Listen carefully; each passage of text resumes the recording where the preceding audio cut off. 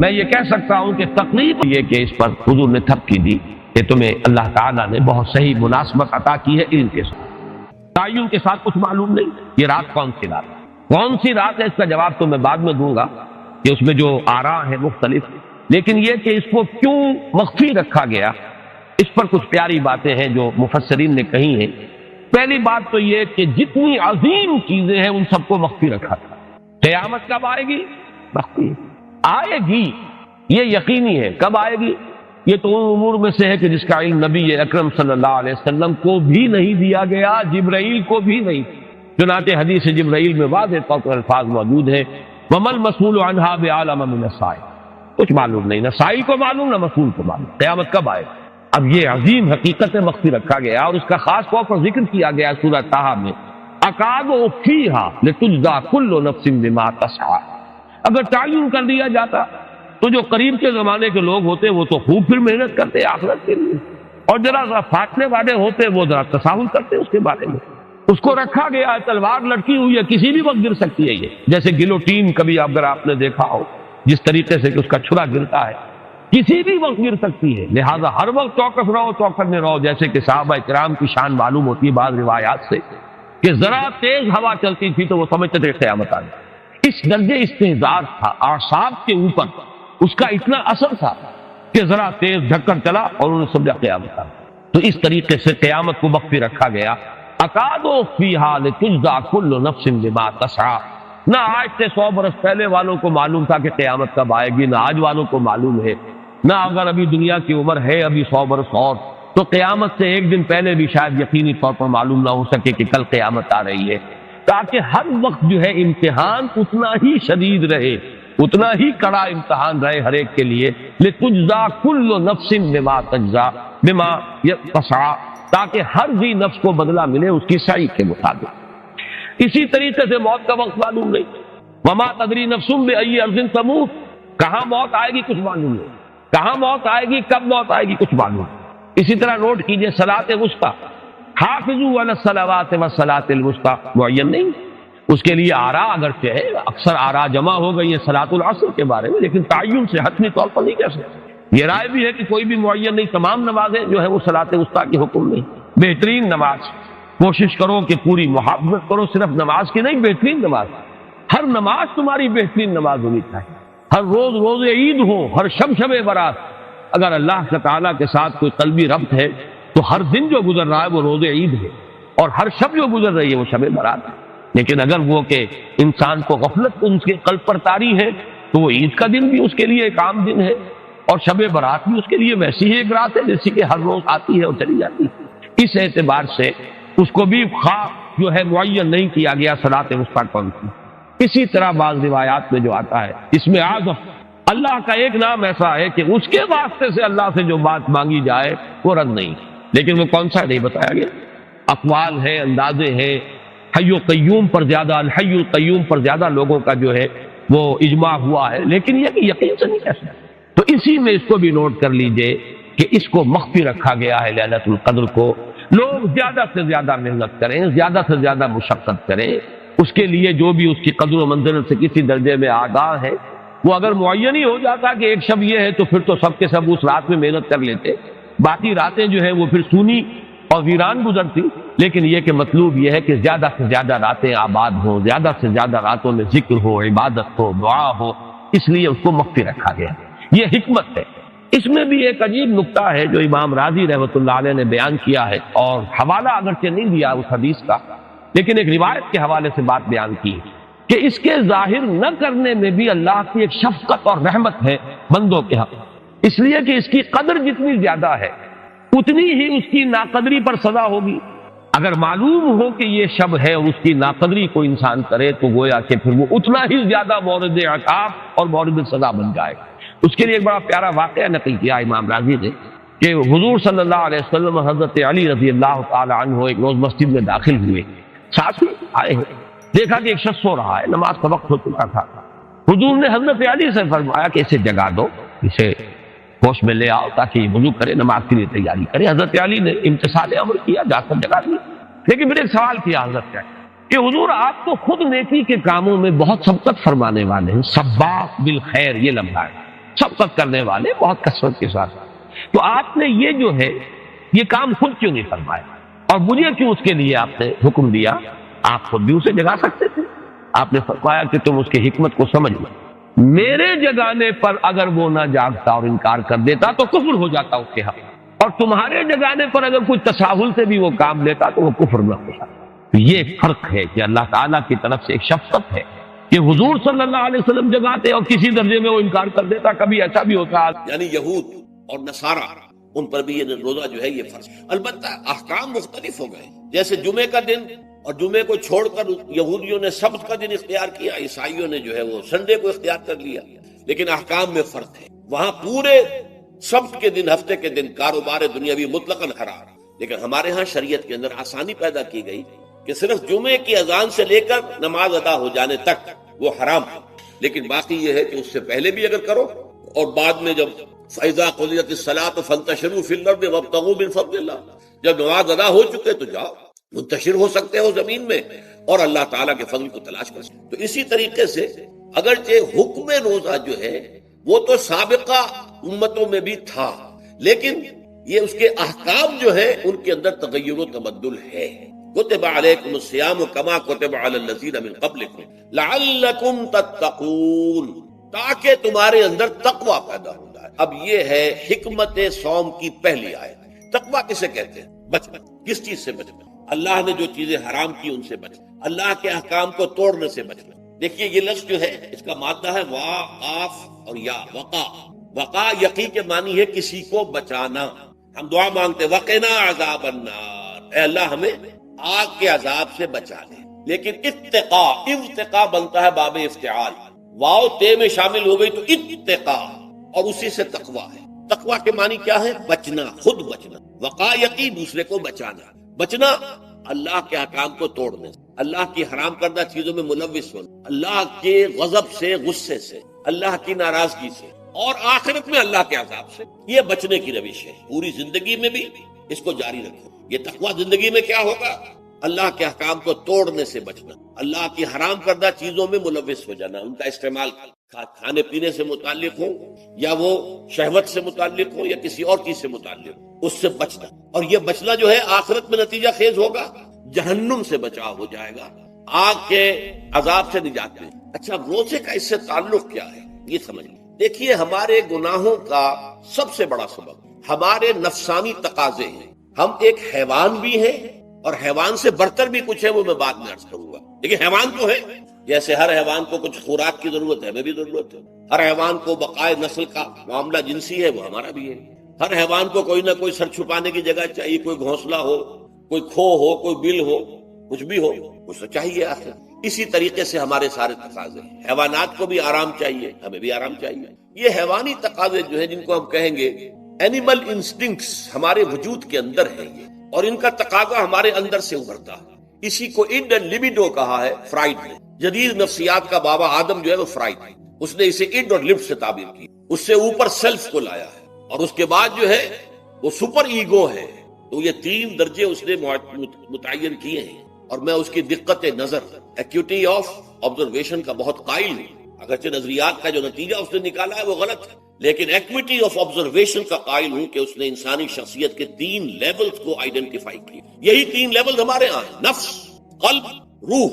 یہ 3 لیولز. اس نے کہا اڈ اینڈ لیبیڈو یہ لوسٹ ہے، پھر ایگو، سیلف، پھر سپر ایگو. 3 لیول وہ بھی مانتا، اگرچہ ان کی تعبیر اس نے غلط کی ہے، لیکن جہاں تک اڈ اور لیبیڈو کی تعبیر ہے وہ صحیح ہے. وہ حیوانی تقاضے. اچھا ان حیوانی تقاضوں کے بارے میں یہ بات بالکل واضح رہنی چاہیے کہ یہ اندھے بہرے ہیں. انہیں صرف اپنی گریٹیفیکیشن، اپنے تسکین سے جو ہے ساری بحث ہے. اس سے کوئی غرض نہیں کہ حلال ذریعے سے ہو، حرام ذریعے سے ہو.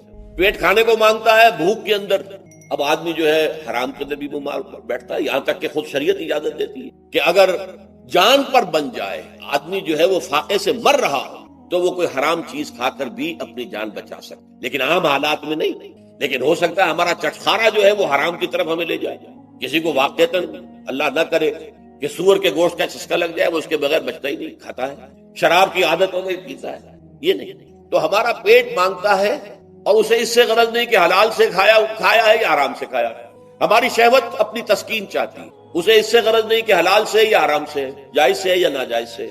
اسی طریقے سے ہمارے تمام تقاضے جو حیوانی ہیں، ایک تو یہ کہ بہت زوردار ہیں، اور چونکہ وہ اندھے بہرے ہیں، لہذا جو قرآن میں کہا گیا ان النفس لامارۃ بالسوء، یہ نفس تو بدی کا حکم دیتا ہی ہے، یہ گویا کہ اس کے اندر رجحان جو ہے انہیرنٹ ہے کہ وہ بدی کی طرف انسان کو ترغیب دلاتا ہے، چاہے وہ اپنی ضروریات سے متعلق ہو، چاہے چٹخاروں سے متعلق ہو، چاہے جو بھی لذت اسے درکار ہے اس سے متعلق ہو، چاہے وہ جنسی لذت ہے اور چاہے وہ طعام کی، یعنی جسے ہم کہتے ہیں کہ انسان جو ہے وہ اپنے پیٹ اور فرج کا غلام بن کر رہ جائے، اس لیے کہ جو تقاضا بھی آیا ہے اس کو وہ پورا کر رہا ہے۔ یہ جو کیفیت انسان کی ہے، اس کے لیے ایک مشق جو ہے وہ روزہ فراہم کرتا ہے۔ روزے کے آپ نے 12، 13، 14 گھنٹے کا بھی روزہ ہوتا ہے، بعض جگہوں پر 16، 17 گھنٹے کا روزہ ہوتا ہے۔ اس عرصے میں آپ اپنے نفس کو حلال چیزوں سے بھی روکے رکھتے ہیں۔ اس منہ زور گھوڑے کو جو ہے آپ اس کی لگام کس کر رکھتے ہیں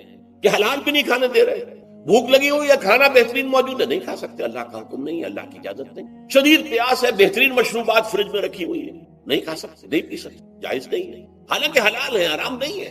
بیوی موجود ہے، یا جیسے کہ لونڈیوں کا معاملہ ہوتا تھا، لونڈی موجود ہے، لیکن نہیں، آپ اپنی شہوت جو ہے وہ اس سے پوری نہیں کر سکتے۔ یہ پابندیاں نفس کے اوپر لگانا، یہ ایک مشق، یہ ایک ریاضت ہے۔ اس ریاضت کا حاصل یہ ہونا چاہیے کہ انسان بقیہ 11 مہینوں میں اپنے آپ کو حرام سے تو بچائے نا۔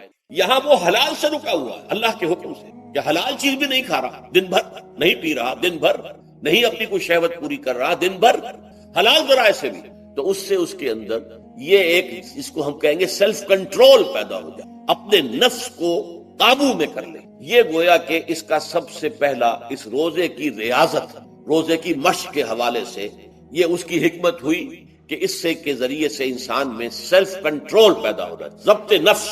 یہاں پہ تھوڑی سی میں وضاحت کر دوں، رہبانیت کے اندر آپ کو معلوم ہے کہ سیلف اینیہیلیشن، انگریزی الفاظ جو ہیں وہ زیادہ بعض لوگوں کے لیے واضح ہوں گے، نفس کشی، نفس کو کچل دینا، ختم کر دینا، مار دینا، یہ رہبانیت میں ہوتا ہے، اسلام میں نہیں۔ اسلام کا نظام بڑا متوازن ہے۔ ان لنفسک علیک حقا وان لزوجک علیک حقا وان لزورک علیک حقا۔ حضور نے فرمایا دیکھو تمہارے نفس کا بھی تم پر حق ہے، اسے مناسب حد تک آرام دینا بھی تمہارے ذمے ہے، اسے غذا بہم پہنچانا بھی تمہارے ذمے ہے۔ فرق صرف کیا ہے، حلال سے ہو حرام سے نہ ہو۔ اس کی شہوت کو پورا کرنا بھی تمہارے ذمے ہے، فرق صرف کیا ہے، جائز راستے سے ہو حرام سے۔ اس کا نام ضبط نفس ہے، سیلف اینیہیلیشن، نفس کو کچل دینا۔ یہ جو تپسیاں جو ہیں ہندو سادھو کرتے رہے ہیں، اور جو سب سے زیادہ معاملہ جو ہے وہ جو راہب ہوتے تھے حضرت مسیح علیہ السلام کے پیروکاروں میں، انہوں نے تاریخ کے اندر جو مثالیں دی ہیں اس کا جو ہے اندازہ کرنا مشکل ہو جاتا ہے کہ کس درجے وہ لوگ اپنے نفس کو کچل دیں، جس کا قرآن مجید میں سورہ حدید میں ذکر بھی ہے۔ اکثر لوگ تو پابندی نہیں کر سکتے تھے، اپنے اوپر پابندیاں لگانے کے بعد غلط راستوں پر بھی چل پڑتے تھے، لیکن جو لوگ ان پابندیوں کو نبھاتے تھے وہ کس انتہا تک جاتے تھے۔ کبھی آپ جو ہے ہسٹری آف کرسچن مناسٹسزم پر جو تاریخ کی کتابیں لکھی گئی ان کو پڑھیں تو اندازہ ہو۔ مولانا مودودی نے تفہیم القرآن میں اس کا کچھ حوالے دیے ہیں، اور واقعہ یہ کہ رونگٹے کھڑے ہو جاتے ہیں انسان پر کہ اس درجے میں انہوں نے اپنے نفس کو کچلا تھا۔ ہمارے صوفیہ کے ہاں بھی بعض ایسی روایات صحیح ہیں یا غلط ہے بیان کی جاتی ہیں، لیکن اسلام کا اصل معاملہ کیا ہے، توازن، اعتدال۔ تمہارے نفس کا بھی تم پر حق ہے، ان لنفسک علیک حقا، تمہاری بیوی کا بھی تم پر حق ہے، وان لزوجک علیک حقا، اور تمہارا جو بھی کوئی ملاقاتی آئے، کوئی دوست ہے، اس کا بھی زورک علیک حق، زیارت کرنے کے لیے کوئی آیا اس کا بھی حق ہے، ان کے حقوق ادا کرو۔ حضرت عبداللہ ابن عمرو بن العاص رضی اللہ تعالی عنہما صحابہ کرام میں اس اعتبار سے بہت ممیز تھے کہ ان پر عبادت جو ہے، عبادت گزاری کا اتنا غلبہ ہو گیا تھا، ہر روز روزہ رکھتے تھے اور رات کو پوری رات کھڑے رہتے تھے۔ حضور کو اطلاع دی گئی، حضور نے طلب کیا فوراً، آپ نے فرمایا یا عبداللہ الم نخبر، کیا ہمیں یہ خبر نہیں دی گئی انک تصوم الدہر وتقوم اللیل، کہ تو ہمیشہ رات کو کھڑا رہتا ہے نماز میں اور ہر روز روزہ رکھتا ہے۔ اب ظاہر بات ہے حضور کے حضور میں جھوٹ کیسے بولتے، ویسے بھی جھوٹ بولنے کا سوال نہیں صحابہ کے لیے، تو عرض کیا بلا یا رسول اللہ ایسی تو صحیح ہے، فرمایا لا تفعل، ہرگز ایسا مت کرو، فإن لنفسک علیک حق وإن لزوجک علیک حق وإن لزورک علیک حق، تمہارے نفس کا بھی تم روزہ رکھو بھی اور افطار بھی کرو۔ بہترین روزہ جو ہے وہ حضرت داؤد علیہ السلام کا تھا، ایک دن روزہ رکھتے تھے، ایک دن افطار کرتے، لیکن یہ ہے کہ آپ ہفتے میں 2 دن روزے حضور کے ہیں، سوموار کو اور جمعرات کو، مہینے میں 3 روزے یہ ہیں، اس میں گویا کہ سنت پر عمل بھی ہو جائے گا۔ لیکن یہ کہ ہمیشہ روزہ رکھنا، بلکہ یہاں تک کہا گیا ما ساما من سامت دہر، جو ہمیشہ روزہ رکھتا ہے اس نے کوئی روزہ رکھا ہی نہیں۔ کیا مطلب؟ یہ تو اس نے اپنی ہیبٹس بدل لی ہیں، ہیبٹس ہو گئی ہیں یہ کہ سارا دن بھر نہیں کھانا، صبح کھانا شام کو کھانا، بس یہ تو اس نے اپنی ہیبٹ بدل لی ہے، روزہ ہیبٹ بن گیا اس کا۔ ما ساما من سامت دہر، جس نے ہمیشہ روزہ رکھا اس نے کوئی روزہ رکھا ہی نہیں، اس لیے کہ روزہ تو در حقیقت اس شخص پر شاخ گزرتا ہے جس کو عادت ہے دن میں کھانا کھانے کی، اس کو دن کے اندر 3 کھانے کھانے کی عادت ہے، تبھی تو وہ شاخ گزرے گا۔ اگر وہ عادت ہی آپ نے بدل لی ہے تو ظاہر بات ہے کہ پھر روزے کی جو برکت ہے وہ تو ظاہر نہیں ہوگی۔ تو بہرحال اس اعتبار سے غور کیجئے کہ یہ پہلا حکم جو ہے روزے کا، لعلکم تتقون، تاکہ تمہارے اندر تقوی پیدا ہو جائے، اپنے نفس پر کنٹرول پیدا ہو۔ اس کو یوں سمجھیے کہ یہ ایک بڑا منہ زور گھوڑا ہے، ہمارا جو نفس ہے، ہمارا جو جسم ہے، حیوانی نظام، اس پر ہماری خودی یا ہماری انا یا ہماری ایگو یا ہمارا سیلف، یہ اس پر حکمران ہے، اس کا گھوڑے کا سوار ہے۔ اب اگر گھوڑا منہ زور ہے اور سوار کے قابو میں نہیں ہے تو کیا نتیجہ نکلے گا؟ اب وہ گھوڑے کے اختیار میں ہے، سوار صاحب کی جان جو ہے وہ جا کر پٹخ دے کہیں، کسی کھائی میں گرائے، کسی اور جگہ گرائے، وہ تو گویا کہ اس کے رحم و کرم پر ہے۔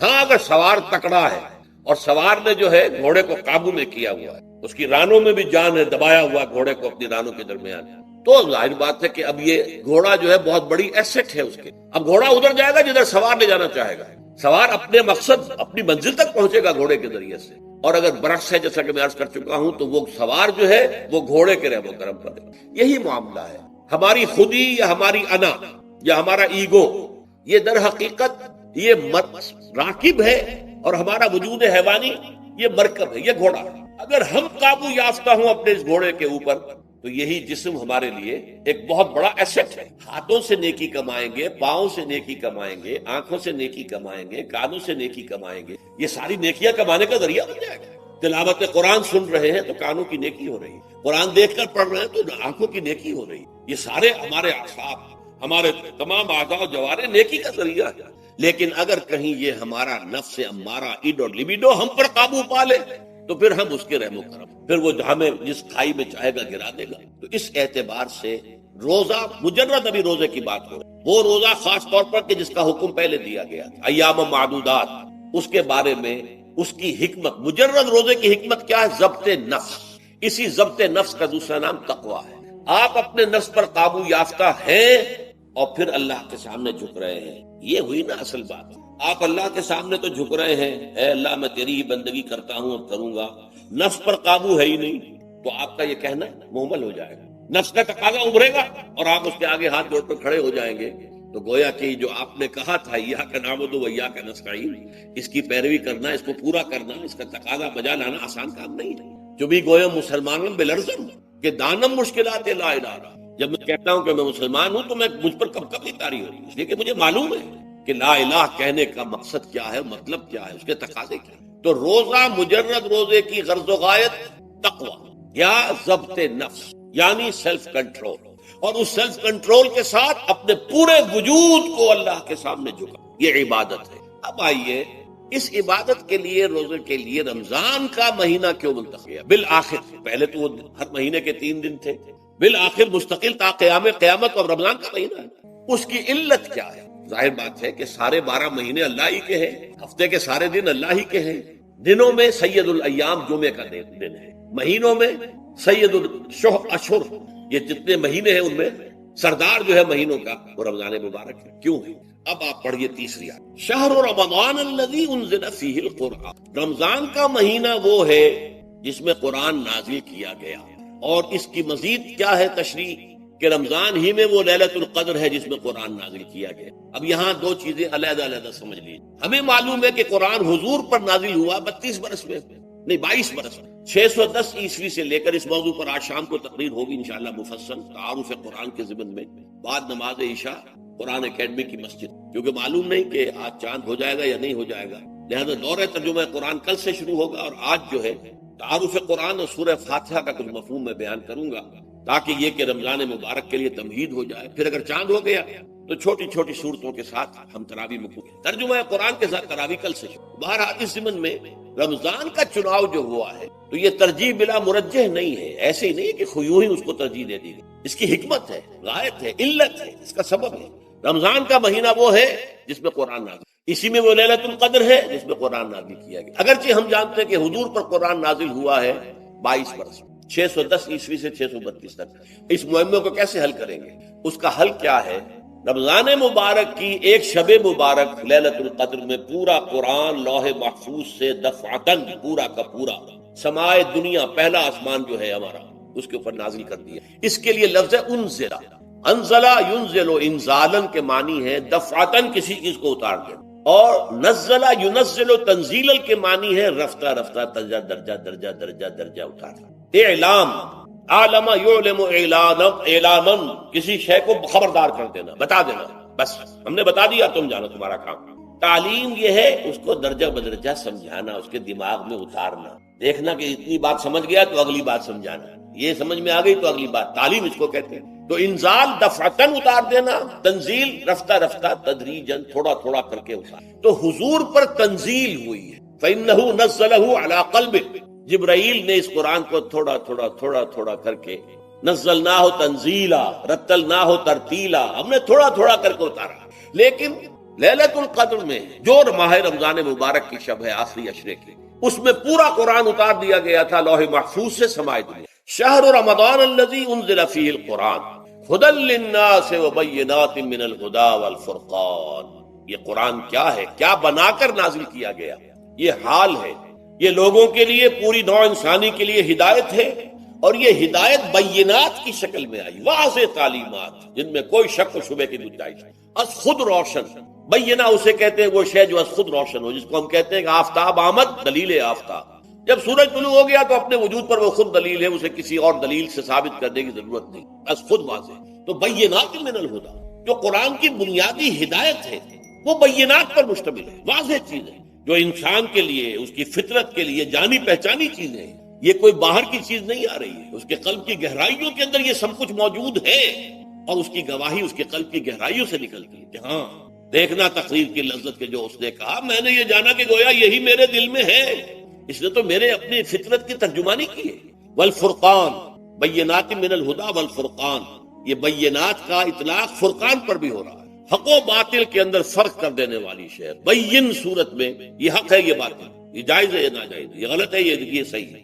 یہ ہے قرآن مجید کی عظمت۔ ویسے تو عظمت قرآن مجید کے اندر بہت سے مقام پر آئی ہے، اور بڑے ہی پرشکو انداز میں بھی آئی ہے، لیکن یہ اس وقت موقع نہیں ہے اس میں جانے۔ یہاں جو قرآن کا تعارف کرایا گیا، ھدی للناس وبینات من الہدی والفرقان، اور یہ رمضان میں نازل کیا گیا، لہذا رمضان کا مہینہ جو ہے اس عبادت کے لیے خاص اور مختص ہے۔ فمن شہد منکم الشہر فلیصم، تو جو کوئی بھی تم میں سے اس مہینے کو پائے یا اس میں مقیم ہو، وہ لازماً روزہ رکھے۔ میں بیان کر چکا ہوں، یہ وجوب علی العین ہے، اس کے اندر اب اختیار نہیں ہے، لیکن یہ کہ اگر من کان منکم مریضا او علی سفر فعدۃ من ایام اخر۔ اب دیکھیے، یہ جو رمضان مبارک کو منتخب کیا گیا جو نزول قرآن کا مہینہ ہے، تو اس میں ایک دوہرا پروگرام رکھ دیا گیا ہے جو قرآن مجید میں تو واضح طور پر نہیں کہا گیا، اس لیے کہ اگر قرآن میں اس طور سے آ جاتا تو فرض ہو جاتا، اسے تتبعاً رکھا گیا ہے، لہذا اس کا ذکر قرآن میں نہیں ملے گا۔ موجود ہے کہ جب اس مہینے کو چنا ہی اس لیے گیا ہے کہ یہ نزول قرآن کا مہینہ ہے، لہذا اس کے لیے جو ہم نے پڑھا تھا وہ خطبہ، وہ اس کو پلٹ لیجئے۔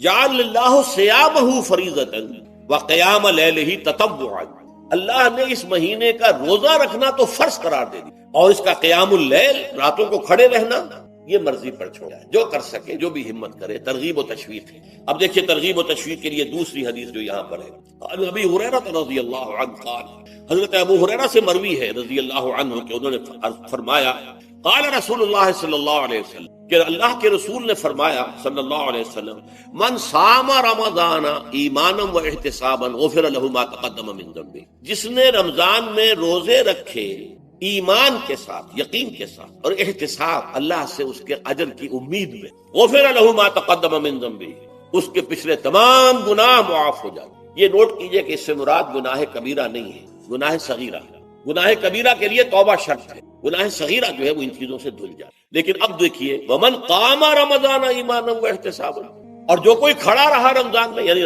قیام اللیل، ایمان اور احتساب کے ساتھ، غفر له ما تقدم من ذنبہ۔ اب تیسری بات، ومن قام لیلۃ القدر ایمانا واحتسابا، اور جو کھڑا رہا قیام اللیل جس نے کیا ہے لیلۃ القدر میں ایمان اور احتساب کے ساتھ، غفر لہ ما تقدم من ذنبہ، متفق علیہ، یہ حدیث بخاری اور مسلم دونوں کی۔ اب یہاں جو بات میں چاہتا ہوں کہ آپ پر واضح ہو جائے، اس حدیث میں دونوں چیزوں کو پیرلل لایا گیا، من قام رمضان من صام رمضان، پیرلل، بالکل متوازی، ہم وزن اعتبار سے، من صام رمضان ایمانا واحتسابا غفر لہ ما تقدم من ذنبہ، من قام رمضان ایمانا واحتسابا غفر لہ ما تقدم من۔ اب سوال پیدا ہوتا ہے قیام اللیل سے مراد کیا ہے؟ یہاں پہ میں ذرا تراویح کی کا جو پس منظر ہے وہ بیان کر دینا چاہتا ہوں۔ دیکھیے جیسا کہ ہم نے خطبے میں بھی دیکھ لیا، اللہ نے قیام اللیل جو ہے اسے فرض نہیں ٹھہرایا، تطوع، قرآن مجید میں بھی اس کا کوئی ذکر نہیں، احادیث میں اس کی تشویق و ترغیب پوری موجود ہے۔ ایک اور حدیث بھی ہم بعد میں پڑھیں گے۔ اس کا پس منظر کیا تھا کہ اس کو چھوڑ دیا گیا۔ اب ظاہر بات ہے مسلمانوں میں کمزور بھی ہیں، مسلمانوں میں وہ مزدوری کرنے والے بھی ہیں، روزہ تو فرض ہے ان پر، چاہے مئی کا مہینہ ہے اور گندم کاٹنی ہے، روزہ تو پھر بھی رکھنا ہوگا، یہ سب کچھ ہے، لیکن یہ کہ رات کو پھر کھڑے رہنا ان کے لیے، جاگنا ممکن، لہذا ان کے اوپر یہ چیز فرض۔ حضور نے تراویح کی نماز یا قیام اللیل نہ اسے فرض قرار دیا، نہ اس کے بعد جماعت کوئی اہتمام کیا مستقل، صرف 3 راتیں آپ نے جماعت کروائی ہے، اس میں 8 رکعتیں آپ نے پڑھی ہیں کہ جو آپ کا معمول تھا تہجد کا، وہ پڑھی اور تہجد کے وقت ہی جماعت کرائی ہے۔ یہ ہے وہ حدیث۔ اس کے علاوہ کسی نماز تراویح جو ہے جو ہم پڑھتے ہیں 20 رکعتیں عشاء کے ساتھ متصل، اس کا کوئی ذکر نہ دور نبوی میں ہے نہ دور صدیق اکبر میں۔ یہ دور حضرت عمر کی خلافت میں ہوا ہے، اور ہم نہیں کہہ سکتے کتنے سال کے بعد ہوا۔ حضرت عمر رضی اللہ تعالیٰ عنہ کی خلافت کا دور جو ہے وہ تو 10 برس، ہو سکتا ہے 5 برس کے بعد ہوا ہو، 6 برس کے بعد ہوا ہو، 12 ہوا ہے ان کے عہد۔ حضرت عمر ایک مرتبہ مسجد میں داخل ہوئے، مسجد نبوی میں، تو دیکھا کہ کچھ لوگ 8 10 12 جو ہے وہ ایک جو ہے حافظ کے پیچھے کھڑے ہوئے اور قرآن سن رہے، کچھ دوسرے کونے میں کھڑے، کچھ کہیں اور کھڑے ہیں، مختلف جماعتیں ہو رہی ہیں۔ تو انہوں نے سوچا کہ کیوں نہ ان سب کو ایک امام کے پیچھے جمع کریں، اور اس کے لیے لوگوں کی سہولت کے لیے عشاء کے ساتھ متصل رکھتی، اس لیے کہ تہجد کے وقت اٹھنا جو ہے وہ تو ہر کس و ناقص کا کام نہیں ہے، کہ عشاء کے بعد اگر تھوڑا سا اضافی وقت ہو صرف، تو یہ ہر شخص کر لے گا، مزدور بھی کر لے گا۔ لہذا آپ نے یہ نظام تجویز فرمایا کہ عشاء کے متصلاً بعد 20 رکعت نماز پڑھی جائے اور ایک امام کے پیچھے پڑھی۔ یہ گویا کہ اجتہاد ہے حضرت عمر رضی اللہ تعالی، اس کو آپ نے خود بدعت بھی قرار دیا ہے، لیکن بدعت حسنہ۔ بدعت کس اعتبار سے؟ لغوی اعتبار سے، نئی بات، اس لیے کہ حضور کے زمانے میں نہیں تھی، تو یہ اس طریقے سے ایک نئی بات ہے۔ لیکن یہ بات چونکہ بہت اچھی ہے، بہت عمدہ ہے۔ آپ جب یہ نظام چل پڑا تو ایک دن مسجد میں آئے، دیکھا کہ بڑی بھری مسجد ہے، صحابہ کھڑے ہیں اور ایک امام کے پیچھے قرآن سن رہے ہیں۔ آپ نے فرمایا نعم البدعۃ ھذہ، یہ جو ہم نے نئی بات شروع کی ہے یہ بہت اچھی ہے، بہت عمدہ۔ اب یہاں سے فرق واقع ہو گیا۔ ایک تو اہل تشیع جو ہے وہ تو ویسے ہی حضرت عمر سے بہت دشمنی رکھتے ہیں، عناد رکھتے ہیں، تو حضرت عمر کے اجتہادات سے انہیں نفرت ہے، انہیں دوری ہے، چاہے وہ کوئی سا بھی حضرت عمر کا اجتہاد ہے۔ ہمارے ہاں اہل حدیث حضرات بھی در حقیقت حضرت عمر یا کسی اور خلیفہ راشد کے فعل کو وہ سمجھتے ہیں کہ یہ ایگزیکٹو آرڈرز ہیں، یہ ہمیشہ کے لیے نہیں۔ حضرت عمر نے اپنے دور میں ایک نظام قائم کیا، ان کے دور کے لیے ٹھیک تھا، یہ ہمیشہ کے لیے نہیں۔ ہمیشہ کے لیے وہ 8 ہی رکعتوں کے قائل ہیں، وہ تہجد والے، لیکن اس میں بہرحال انہوں نے بھی خود یہ اضافہ کیا ہے کہ وہ 8 رکعتیں وہ عشاء کے ساتھ متصل پڑھتے ہیں، تہجد کے وقت تو نہیں پڑھتے۔ اور حضور نے تو صرف 3 روز جو ہے وہ کرائی تھی جماعت، وہ لوگ 30 دن یا 29 دن پڑھ رہے ہیں، تو اضافہ تو انہوں نے بھی کر دیا، وہ نظام میں تبدیلی تو ہو گئی۔ لیکن اہل سنت جو کہلاتے ہیں، ہمارے جو 4 جو ہیں، جو ہمارے مسلک ہیں، حنفی، مالکی، شافعی، حنبلی، ان کا اتفاق ہے اس پر حضرت عمر کا، کیونکہ ان کے سامنے اصول یہ ہے کہ حضور نے فرمایا علیکم بسنتی وسنت الخلفاء الراشدین المہدیین، تم پر لازم ہے کہ میری سنت کو پکڑو مضبوطی کے ساتھ، اور میرے خلفائے راشدین مہدیین جو ہیں ان کی سنت کو پکڑو۔ اس اصول سے یہ 4 فقہ جو ہیں حضرت عمر کے اجتہادات جو ہیں ان کو بھی پابندی سمجھتے ہیں کہ تمام عمر کے لیے، قیامت تک کے لیے امت مسلمہ پر ان کی پیروی